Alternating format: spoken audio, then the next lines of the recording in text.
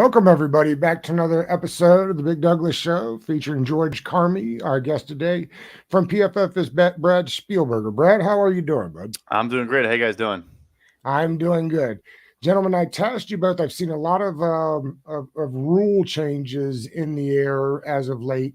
Ask you both, if you could change one rule, what would it be? And Brad is our guest. We'll start with you. Yeah, I guess we'll stick within the confines of contracts and free agency and all that, and I'll Mm, go with the franchise tag. I think mm. it's never going to happen, and it's probably one of the owner's favorite mechanisms in the entire CBA. But I'll just say quickly, I think one of the misconceptions of the tag is that it only impacts the players that get the tag. No, it suppresses the contract of every player in the NFL because you keep those top markets down, those top players on the market down, and it keeps everyone down. And I think you're just seeing it used sometimes recently, like the Chiefs with L'Jarius Sneed, the language coming out the last couple days. We're going to tag him. We're going to try to trade him. And if not, we'll play him on the tag. So you have no interest in extending him. You're not even telling media. It's just like, I think it's gone overboard. And again, never going to happen, but it would be great for the players if it went away. George, what do you think? You come up with anything interesting here? You guys are both better than me because I talk to Doug offline, so I know what Doug does as well. But for me, I think that the NFL playoffs, the overtime rules are kind of weak. I kind of like the whole college perspective, and I wish they went that realm with it. I like getting the ball at the 20-yard line, having the opportunity to get the ball first and match your opponent to score and kind of be competitive in regard to that. Because when it all comes down to it, as fans, we're trying to watch the game, we're trying to see scoring. So I don't see the need to kick the ball off and just kick the ball down the field and start from the beginning again. I like the whole competitiveness of that whole college football element. That and the whole, in college football with the whole 2 minutes left and you get the ball and it stops the clock as you move down the field and kind of resetting the ball. I like that hecticness at the end of the game. I think it's kind of exciting to see. So I kind of want to see that in the NFL because, like, at the pro level, you can, with a couple more seconds, some big plays will happen. So I'm excited about that. George, you know mine. I think we should do away with all of the place kickers. I don't need any more field goals. I don't need extra points. I'm okay with the punters. All right, with flipping field position, but I think either it's 6 points and then you go for two, or you get the full 7 and then you go for 2 and you get the 1. But I don't need. They talk about seasons being determined by a coin flip in overtime. I don't like it when seasons are determined by a kicker missing a big, upright by 2 inches. Brutal. So I think out with the place kickers. Brad, what do you think about our thoughts there? Yeah, look, banishing kickers to the shadow realm, always a fun idea, fun concept. Look, you got to do something, with kicking and all the how it impacts scoring and all that. But I get that it's tough to come down to the end of a game. You've had a bunch of other players battling like gladiators on the field, and then you got this nerdy kicker trotting out to win or lose the game. But with all due respect to the kickers out there, Respectfully, exactly. Let's see. Brett, were you out at the combine this year? I was, yes.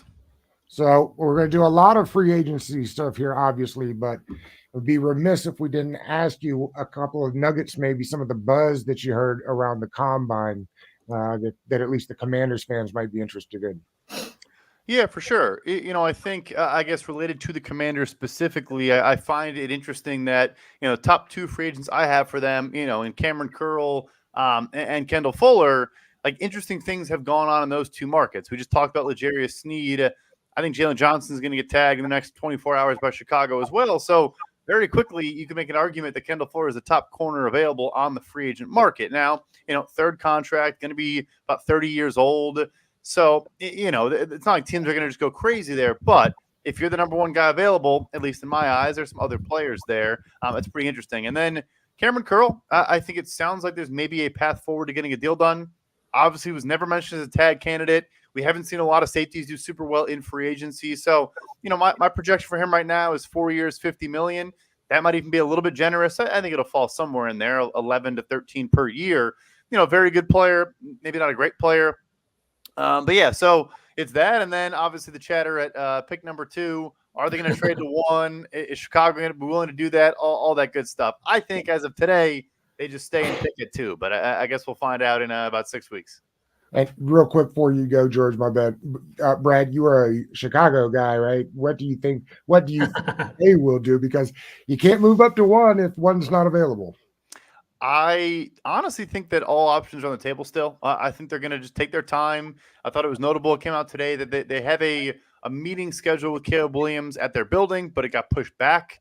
I don't think it's like super meaningful, only meaningful to me in that he didn't give medicals in Indianapolis. And so those visits are now huge, right? Because, when he goes on those visits, then he'll go on, undergo medical exams, and maybe Chicago or any team, like everyone talks about Justin Fields. Is Sam Howell also a trade candidate? Like, who knows? But our team's going to do that without knowing exactly where things stand. So I would like the Bears to just stay at one and take care of Williams. I think he is the clear-cut number one quarterback in this class. Not that I don't like the rest of the guys. But Caleb Williams, to me, is the special talent, high upside guy in this class.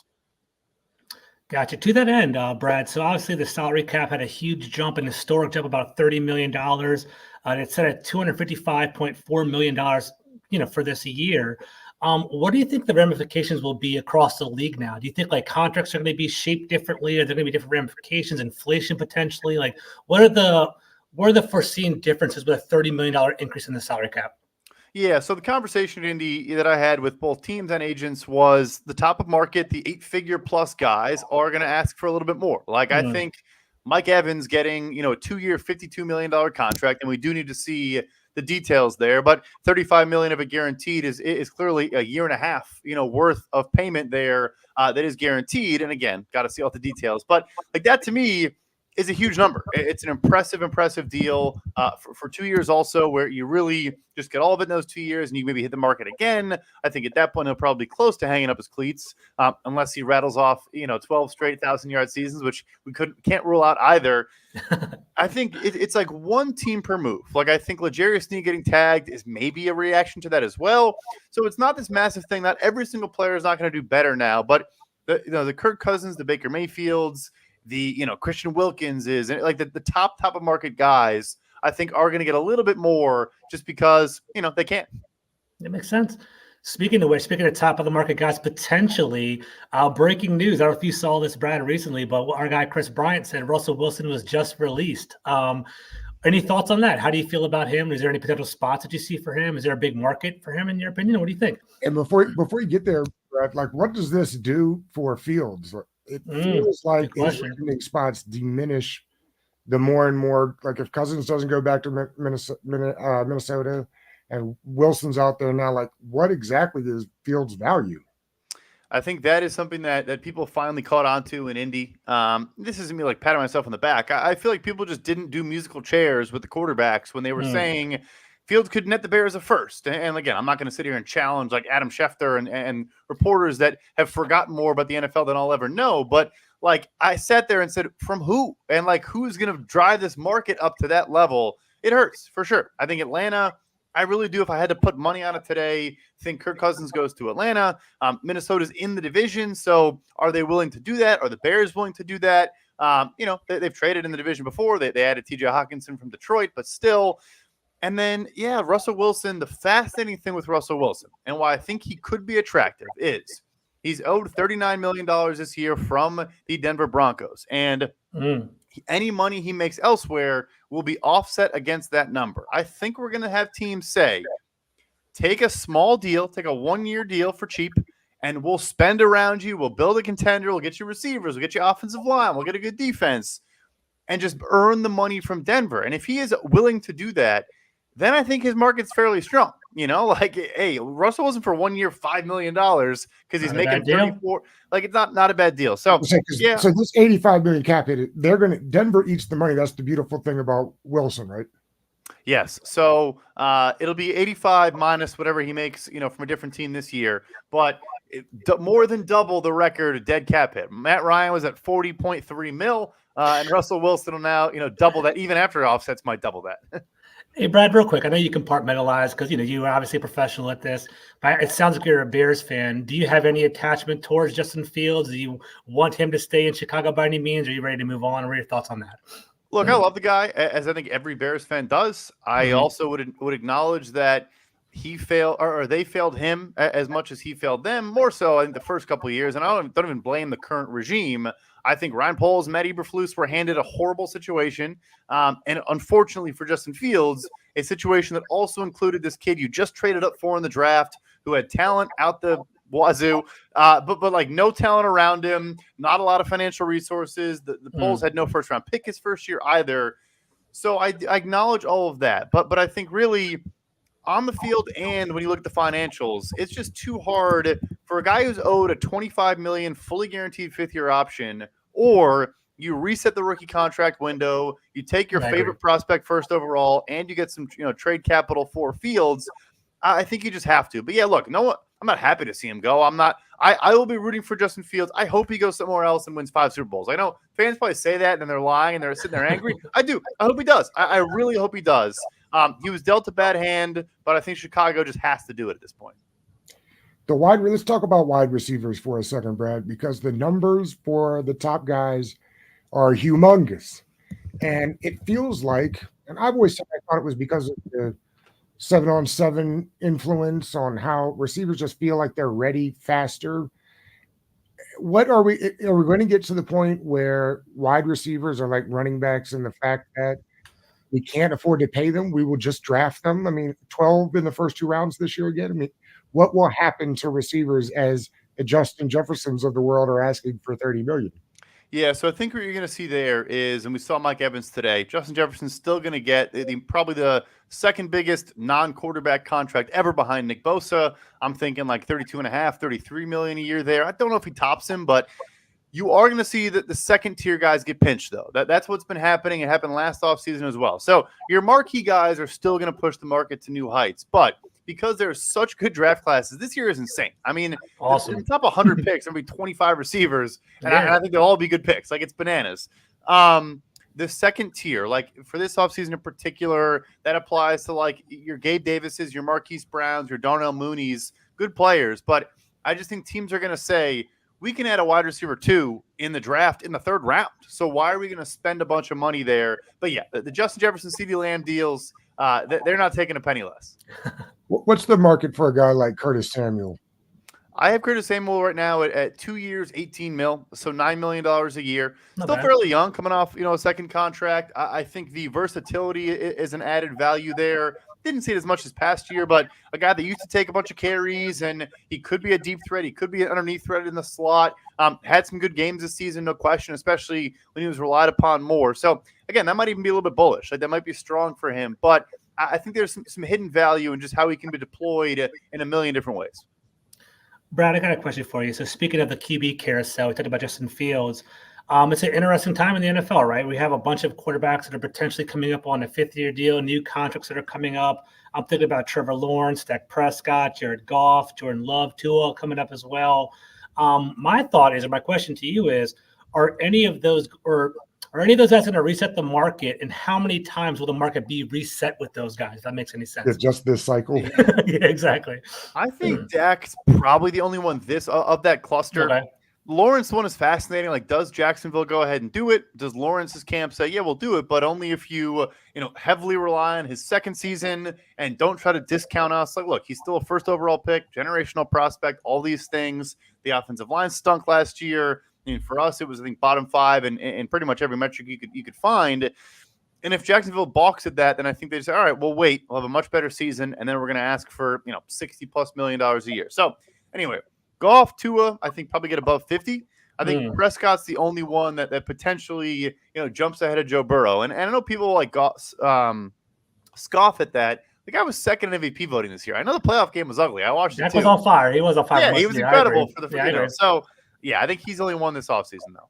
Gotcha. People are going to be surprised by the Love contract. Jordan Love is also, if I had to guess, going to get above $50 million per year. I'd pay it. I know it sounds crazy, but second half of the season, he arguably was the best quarterback in the NFL. Like, that's how good he was from like week 9, week 10 on.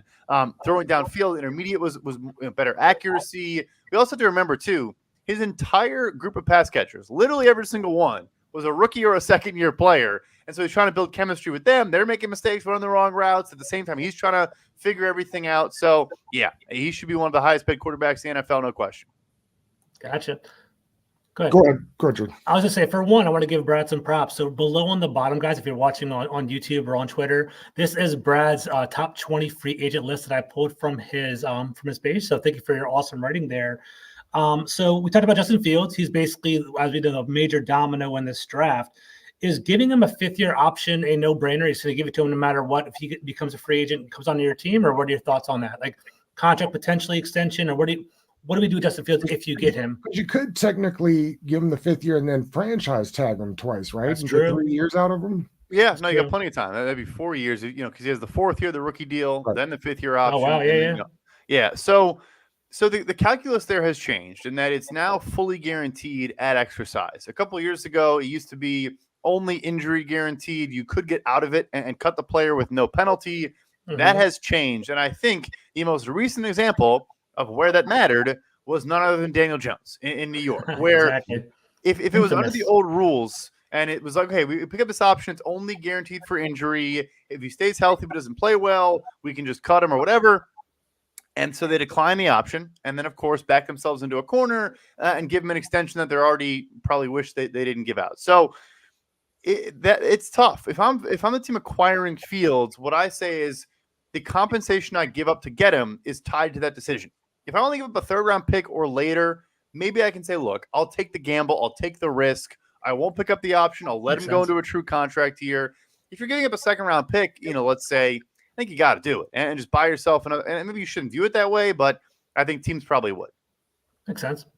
For the Commanders, as we're looking forward to free agency and then eventually the draft, I mean, holes all over the place, but definitely on the edges of the offensive line and the defensive line. Correct me if I'm wrong, but it doesn't feel like a good year to need a tackle in free agency. There's like edges maybe, but not offensive tackle. Am I right there? What are your thoughts? I would say that it's never a good year to need a tackle in free agency. It almost never happens. It really does. Like I know we had Jawan Taylor last year, and he got a monster contract, but it's just there is an inherent signal in a good young tackle reaching free agency. It's like why is that happening? And it's probably not a good thing. So I'm not saying like Jawan Taylor's a bad guy or anything. It's just that team who I just mentioned earlier had a horrible offensive line this year, chose to let that guy go. So edge defender is good, though, and I think you are going to see Washington prioritize that spot quickly early on in free agency. I think a guy like Bryce Huff for the Jets is an intriguing target as a guy that can just get up in phenomenal burst off the line, quick first step, get in the backfield, and make plays. Dorrance Armstrong played for, obviously, Dan Quinn in Dallas the last couple of years. So if I'm them, I'm spending on edge in free agency for sure. What are the big edges going to cost? The Brian Burns and the Josh Allens of the world? Neither guy's going to hit the market. So, I think both of those two guys are going to get tagged. I think the Jaguars basically already said they were going to tag Josh Allen, and the Panthers certainly will with Burns as well. I do think Burns is a potential tag and trade candidate. I don't know if Washington gets into the mix there. They do have a ton of draft capital, obviously. And that could be an interesting combo, honestly. That makes a good bit of sense now that I say it out loud. But, the next guys, like your Danielle Hunters, I think is around 20. I think Jonathan Grenard is around 18, 19, maybe 20. Bryce Huff, I had at 3 years, 50. So that's about 16 and 2/3. Not bad. Then it kind of goes down from there. Chase Young's obviously, I assume, not coming back, but I don't think so either. Yeah, he's 1 year, 15. And there's a lot of players though. I mean, there are a ton of options there. I had Dorrance Armstrong at, I think, 8.5, something like that. There are a lot of good players. Again, maybe not marquee. I think your comp to Young was a Rakpo, if I'm not mistaken, which I found ironic. Yes, I appreciate that. I'm glad you noticed that. That's funny, actually. One thing on top of that I think is pretty interesting is we have Baker Mayfield who's potentially a free agent coming out. We also have Derrick Henry, who is a generational running back. We always throw out generational around all the time, but I think he truly is a generational running back. Where do you think they will land potentially, and what do you think their cost will be? Because running backs have tread on their tires now, and they might be kind of wary about that. Sorry, I broke up. Yeah, so we'll start with Baker. I know there's been a lot of pushing the last couple of days and during it while we were in Indy of other teams are interested, maybe New England, maybe Atlanta. I think the market is Tampa, and I think they're trying to get some extra leverage, push that number higher and higher. They signed Liam Cohen to be the offensive coordinator, a guy he worked with at the Rams last season, a respected guy at the college NFL level. I just updated it today. It's now 3 years, $97.5 million, so $32.5 per year. I'm sure he's trying to get the Daniel Jones money or better. I Wow. don't think they need to do that. It's to me like Geno Smith last year, where I was too high on Geno Smith, and I thought he was probably better in Seattle than Baker was in Tampa. And the team just realizes like how many teams are going to make a splurge here on a guy they don't know, they haven't worked with. There's a lot there. So that's where I have Baker, and then Derrick Henry. I think Baltimore might pull the trigger. I mean, Yeah, you could- Baltimore, that would be a good match. yeah, which would be incredible, right? The combination of Lamar and Yeah. Derrick Henry. Yeah, Look, they yeah. have a ton of pending free agents. It might be tough, but I love the combination there. I think they tried to make a move at the deadline this past year, the trade deadline, and I think his market's like, look, he is generational. He is treading the tires. Like historically, he should have fallen off like 3 years ago based on all this many carries, this many snaps, yada yada yada. And Derrick Henry said, "Watch me run for 1,000 yards again." Absolutely. But yeah, I mean, I have it at 2 years, 18 mil, basically a 1 year deal for like 9-10 million. It's what they did with Odell last year, so kind of a similar thought process potentially. Going along with that, yeah, sorry, one more follow-up with that. Yep. So Daniel Jeremiah kind of mentioned about Baker Mayfield potentially being a fit in New England. Like, do you like that fit there? Do you think that's like cost prohibitive? Would you take him and also draft a quarterback at 3, or what are your thoughts on that? Well, and do you think Mike Evans said, "I'll sign the contract because Baker's coming back"? Like, was that that sign that Baker's going back to Tampa? Yeah, so I mean, I will say I don't hate the idea that's been put out there of like maybe New England doesn't take a quarterback at 3, that maybe they trade down. But I say that because I think they probably have the worst roster in the NFL and probably the least talented roster in the entire league, especially when you consider that I think some of the best players on the team are pending free agents. I don't think it's a good fit because they don't have receivers and they don't have an offensive line. And Baker without a good supporting cast, I mean, any quarterback without a supporting cast. But yeah, no, I don't. I mean, Alex Van Pelt is the new offensive coordinator. I don't think those two cross paths in Cleveland, but obviously they both have been in Cleveland in recent years. He was the OC in Cleveland last season. Alex Van Pelt was.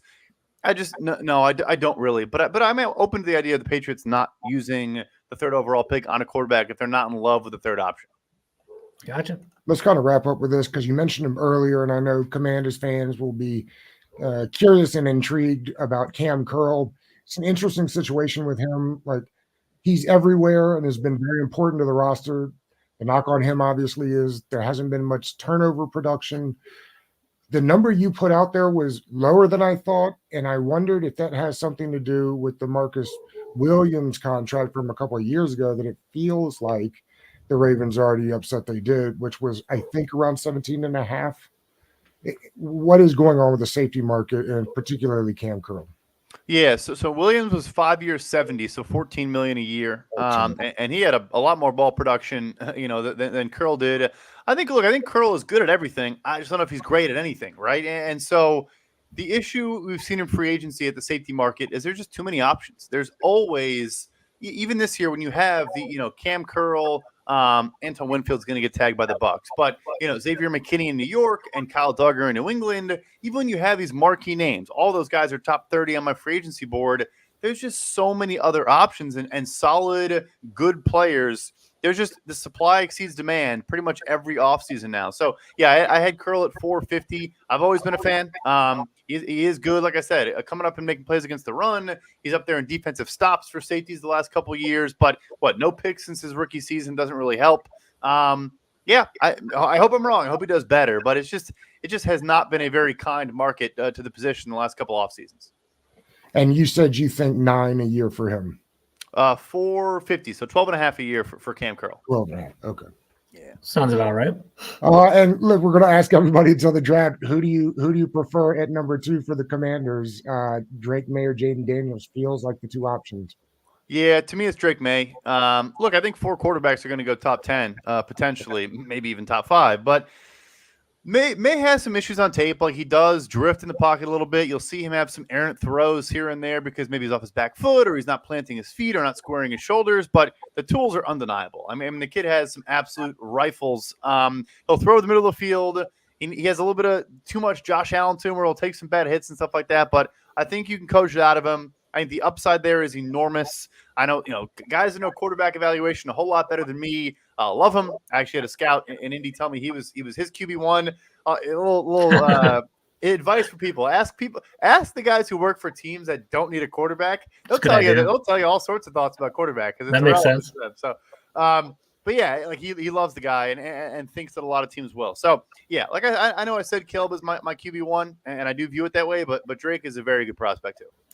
And then Brad, last question for me. Was there one prospect that really like shined in your opinion that you walked in, like, from any position, like, wow, you walked into the draft, you walked away from the combine really impressed by them, maybe someone on the other end of the spectrum too. You walked in hoping to see something that you didn't.